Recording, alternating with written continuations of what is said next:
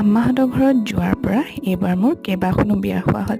তাকে ভাবিলোঁ এইখন বিয়াৰো এটা মিনি ব্লগ আপোনালোকৰ মাজত শ্বেয়াৰ কৰোঁ বুলি। আৰু এইফালে দৰা কইনাক কেনেকুৱা লাগিছে কমেণ্ট কৰি জনাব দেই।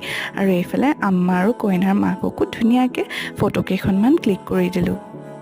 আগতে যেতিয়া নতুনকৈ ব্লগিং কৰিছিলোঁ তেতিয়া এনেকুৱা বিয়া বাৰুৰ ক্ষেত্ৰতে হওক বা ফেমিলি ফাংশ্যনত যদি মই কেমেৰাটো অন কৰিব বিচাৰোঁ তেতিয়া প্ৰথমতে অলপ লাজ নিচিনা ফিল হৈছিলে, কিন্তু আজিকালি একেবাৰে তেনেকুৱা ফিল নহয়। আৰু সেইদিনাখন বিয়াত বহুতো ওচৰৰ মানুহ লগ পাইছিলোঁ, আৰু যেতিয়া বহুত দিনৰ মূৰত এনেকৈ ওচৰৰ মানুহখিনিক লগ পাওঁ তেতিয়া বহুত বেছি ভাল লাগে। আৰু কেইখনমান তাত ফটোও ক্লিক কৰিছিলোঁ, ভাবিলোঁ আপোনালোকৰ মাজতো শ্বেয়াৰ কৰি দিওঁ বুলি। আৰু আপোনালোকে কোনোবা আপোনালোকৰ চিনাকি মানুহ দেখিছে নেকি সেইটোও কমেণ্ট কৰি জনাবলৈ একেবাৰে নাপাহৰিব দেই।